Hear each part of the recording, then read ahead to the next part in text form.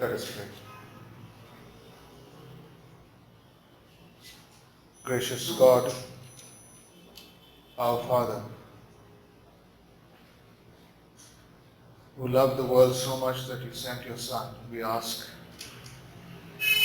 that now you would lead us by your Spirit as we look into this incident in Jesus' life and try to understand what happened and why it happened. We know that you will honor this because we ask it in His name. Amen. Thank you, Naveen, for reading the scriptures. Ever since Jesus mentioned the yeast of the Pharisees, which we looked at 2 Sundays back, if you were here, that was what we looked at. He has been revealing to his disciples things that were new, things that were unprecedented, and then, quite frankly, unacceptable to them also. Think about this. Jesus has, if you look at Mark's Gospel, Jesus has driven out evil spirits. He has healed people of various ailments. He has taught wonderfully with parables. He has calmed the sea. He has raised a girl from the dead. He has healed a woman who was perpetually bleeding. He has fed thousands of people with barely enough to feed an adult person. Can you imagine being in that group? Can you imagine? What an adventure it might have been. Yeah, you're just going along. None of them would have known what dilemma they would have been faced with that day. But they knew Jesus would find a way through it. They knew somehow or the other, whatever the obstacle, Jesus would have some way to overcome it. And they could just be witnesses of all these wonders. They would have also begun to believe that Jesus is the answer. Yeah, you've heard it, the way we Christians sometimes say it in a kind of trite way. I mentioned the bumper sticker this past Sunday. Discipleship, easy. All you have to do is follow Jesus. He goes around healing and teaching. Anyone opposed him, he says something and baffles them, puts them in their place, and you go on to the next challenge. Jesus doing all the wonderful work. And then suddenly, after all of that, 7, 8 chapters, beware, watch out. With these words, Jesus bursts the bubble of simplistic faith that they have. And now he exposes them to the detrimental effects of the positions that they had held, the positions of safe, comfortable, predictable faith. And Jesus didn't stop there. He went on to tell them that their idea of the Messiah, the victorious, the conquering, drive out the Romans kind of one, that's not going to happen. He was not going to be an all-conquering king. He was not going to be an all-seeing prophet for them like Moses. He was not going to be a temple-restoring priest. He was going to be a victim of a Judeo-Roman conspiracy that would see him nailed to a cross, exposed, naked, before all his mockers. What a dramatic change. One day they're on this wonderful high, they're going along, Jesus is just doing miracle after miracle, teaching, and then suddenly this. How does it fit? It must have felt as if Jesus had kicked them in the solar plexus and knocked all the air from their lungs. Pulled the rug from under their spiritual feet, if you will, whatever. Yeah? Picture it as you will. But as they struggle to regain their breath, Jesus continues and says it's not going to be just him. Even his disciples, those who want to follow him, will have the same thing happening. They have to be ready to lay down their lives if need be. All their dreams of holding positions of authority, of having the choice portfolios in the Messianic kingdom, all of that would have been just dashed completely, gone down the drain. Mark now picks up his narrative in our passage 6 days later. Yeah, we had gone up to 9:1. We didn't really get that way, but the passage we read on Sunday was up to 9:1, and then 9 verse 2 is where we started, and it starts with after 6 days. If you're reading Mark's Gospel since the beginning of chapter 2, there has hardly been a break in activity. There may be the next day or the next evening but there's hardly a break. Jesus is doing things, saying things. It's been one whirlwind, healing after miracle, after teaching, whatever, name it. It's been that. No break. And then these shocking revelations and 6 days of silence. That's what it is. After 9:1, then you have 6 days of silence. We don't get it because we go skip right away from 9:1 to 9:2. We don't take a week and say, let me start next week on this one. And we don't feel that silence, but it's there.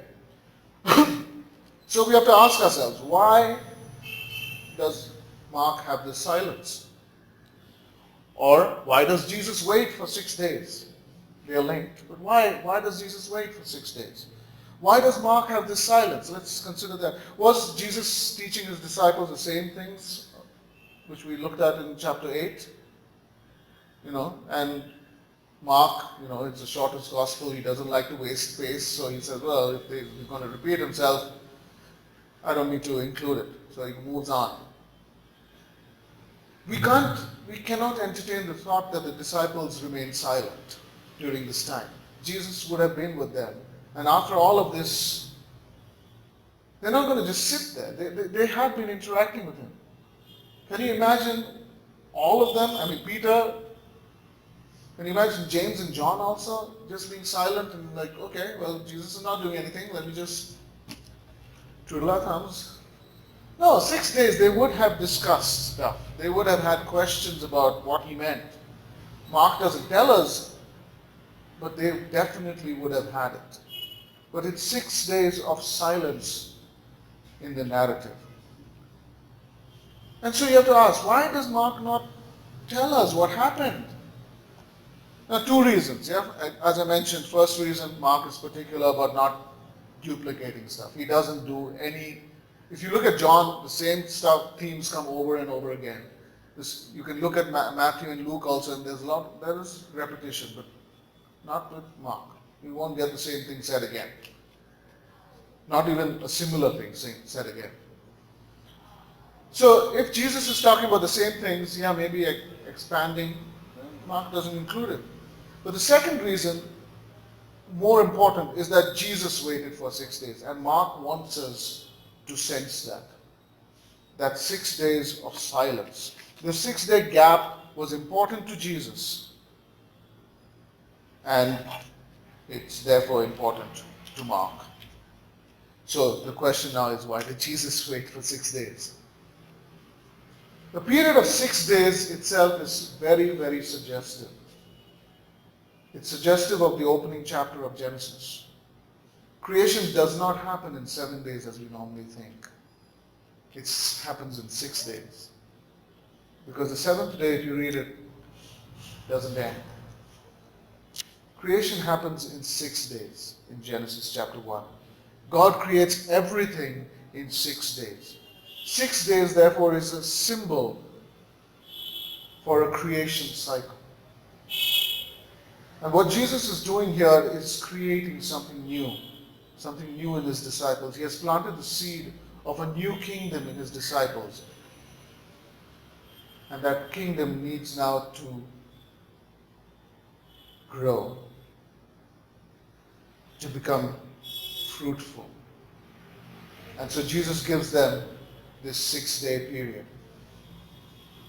This kingdom is different than all the kingdoms that they have seen. It's a kingdom in which the leader is a servant, where your hope is based on the fact that suffering precedes glory. It has a perspective that death does not have the final say, but is only a door to new life. That's the kingdom that Jesus is creating in his disciples. And once he has created it in these 6 days, after those 6 days, on the seventh day, therefore, he ventures out with his 3 disciples to show them the Sabbath of his glory.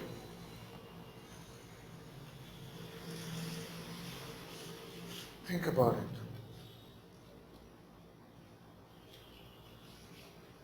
And also know that that 7th day also does not end. While preparing for this message, I asked myself, why did Jesus take these 3 disciples, only these 3? What's it? Traditional answer is that, they belong to an inner circle. Special guys closer to Jesus and all that sort of thing. And I was, never doubted that was it. But while I was reading, I read this commentary by David Guzik, who is the pastor at Calvary Chapel in Santa Barbara. And he suggests something different. He says something that I can relate to quite well. He says, perhaps these 3, Peter, James, and John, were likely to get into trouble. And so Jesus takes them with him to keep an eye on them. Not that he was closer to them or anything like that, but who knows what they'll do if I leave them alone. And you can see that in the Gospels. These 3 are kind of loose cannons. Peter may be more than the other, but the other 2 also, kind of loose cannons. Don't know what they're going to say, when they're going to say it. Who knows what trouble they're going to get into. I'm going to the mountain. Hey, you 3, come with me. And they think, oh, we are special. But hey, there's no way of deciding, of course, either way. But it's an intriguing suggestion and does take into account the impulsiveness that these 3 demonstrate in the Gospels. Or perhaps, from last Sunday, these were the 3 who were most opposed to what Jesus was revealing. That when Jesus looked and saw his disciples, after Peter has rebuked him, he looked and saw his disciples and saw Peter and these 2 with the most disbelief in their eyes. And he decided they need to witness what's going to happen now. No way to decide. Mark just doesn't tell us. None of the other Gospels tell us why these 3. Anyway, on the mountaintop, Jesus undergoes some sort of metamorphosis and his appearance changes. His clothes become exceedingly white, begin to dazzle. So what in the world is happening here? Author Warren Wiersbe, you've probably heard of him, draws a contrast between metamorphosis, which is the word that Mark uses here, and which the NIV translates as transfigured, and metaschismato, the word used by Paul in 2 Corinthians 11 describing Satan masquerading as an angel of light, masquerading. Metaschismato is a pretense, an outward change. You put a cloak on. It is what an actor does when on stage he wants to change his persona, one person playing multiple roles. You wear a different thing and you're someone else suddenly. That's it. No real changes happen on the inside and everyone in the audience knows that. But they play along. You know. Okay, he's acting like someone else now. Metamorphosis, however, refers to the change like from a tadpole to a frog or a caterpillar to a butterfly. That's metamorphosis. A complete change. Yeah, the DNA is the same, biologically and all, but it's a complete change. If you didn't know, if you didn't say and observe, there's very little chance you're going to say that that caterpillar and that butterfly are pretty much the same thing. It's a complete change. It is a change from the inside, not from the outside. It's not just an outward change, it's a change from the inside. Satan as a deceiver and Jesus at his transfiguration here both have this appearance of light. But one, Satan's, is a sham, it's a pretense. There's nothing more than the cloak. But Jesus' light is from within. It's not, we should not be thinking of it as he's there and there's a light from heaven shining down and therefore his robes are appearing white and dazzling. No, something has come from inside and his robes are suddenly white and dazzling. And as a consequence of this change, Jesus' appearance is metamorphosed. His clothes appear dazzling. Charles Spurgeon says that this is not a new miracle. We should not think of this as a new miracle, is what he says. But this is a suspension of an ongoing miracle. The ongoing miracle is Jesus' ability to not display his glory. The miracle, since his birth, since his conception, is the miracle of not displaying the glory. And here, for a few minutes, it's suspended. The curtain is drawn back and the disciples get a glimpse of who he really is, of what his glory really is. Now, I do think Spurgeon is correct in terms of the miracle aspect, but it is unfortunate that he is correct. Let me explain. In the Gospels, Jesus' crucifixion is the ultimate sign of his glory.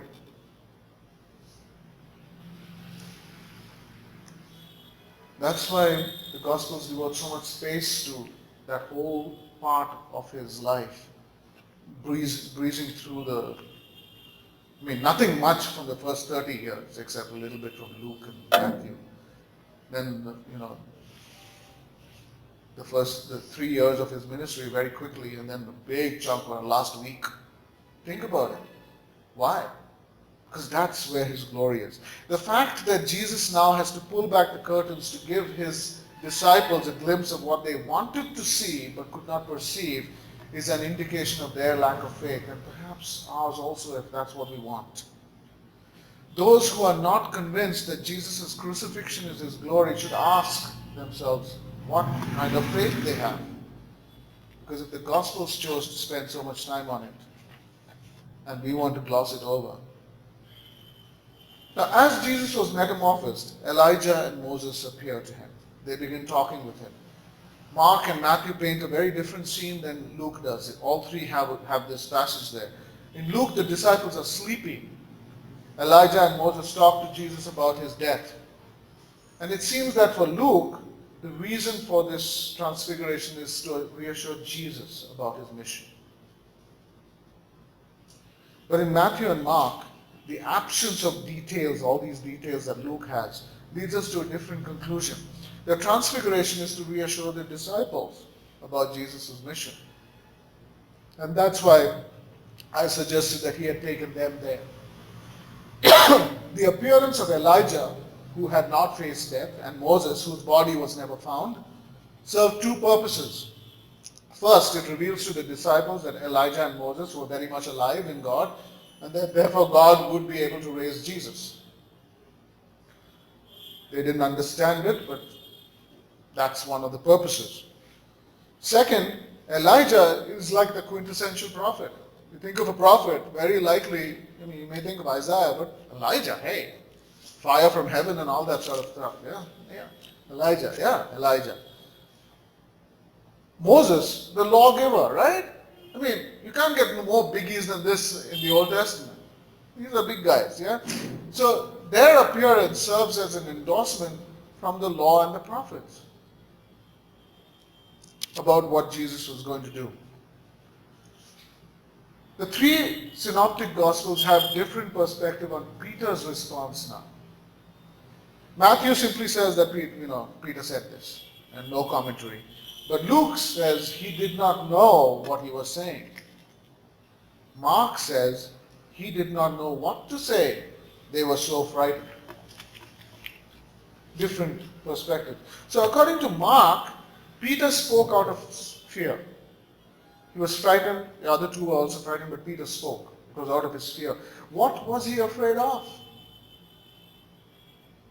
The clue is in what Peter says to Jesus. His request is to put up shelters.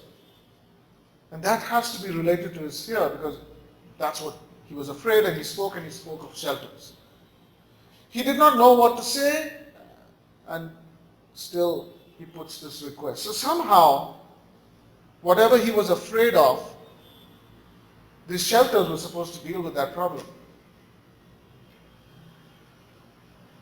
He's afraid, and he suggests shelters.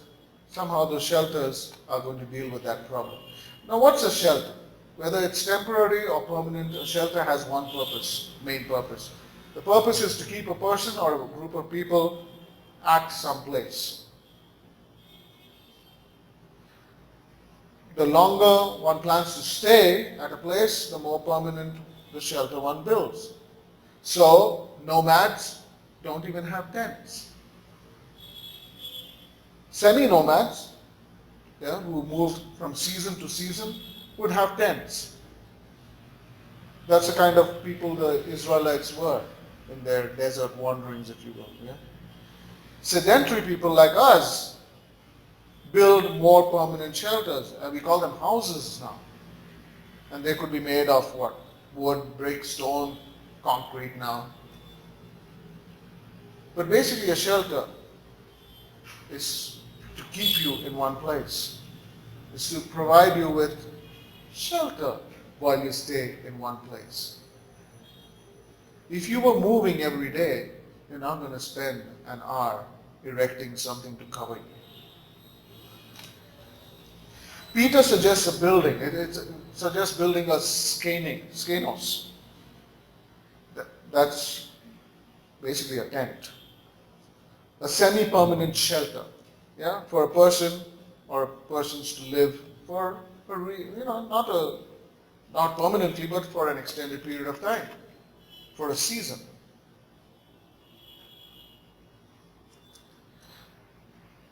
The vision of glory was so alluring, so safe, so comforting, that Peter, responding without reflecting, responding out of his fear, wanted to remain there.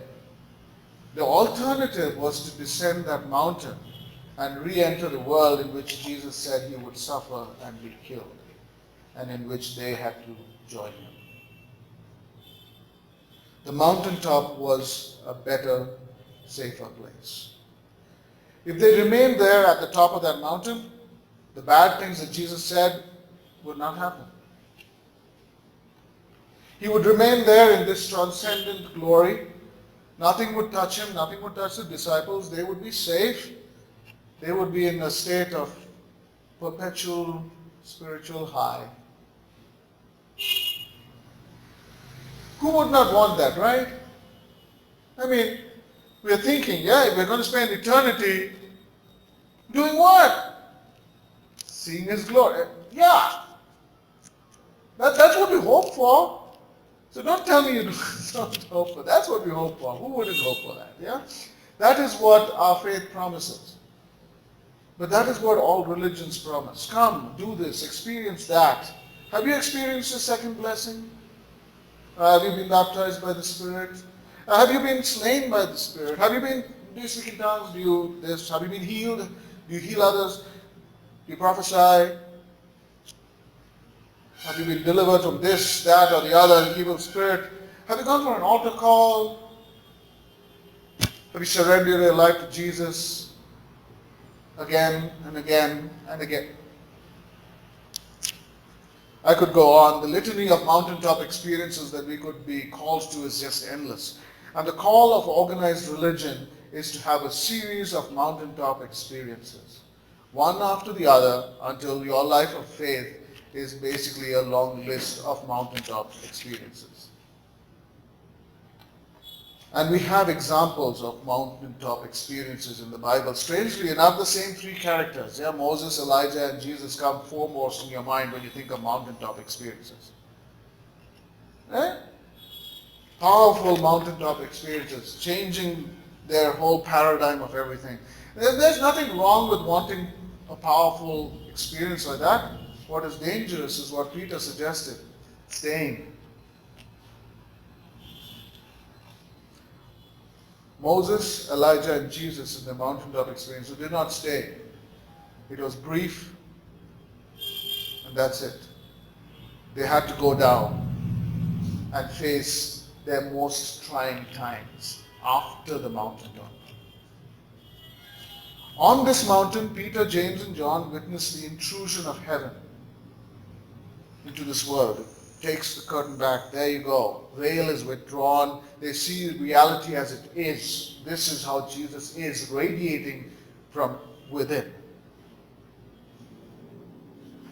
They like it. Of course, we like it too. We like it too. They want it to last, and we want it to last too. Nothing wrong with that. And that is why Peter says what he did. The intrusion of heaven reveals a safe place of ecstasy. But without the hard work of discipleship, without the willingness to lay down one's life for Jesus and for the gospel, this is just a spiritual drug. And I've seen too many Christians, all they crave for is the next mountaintop experience. Never content to live in the valley, on the plain. Oh, that was so wonderful.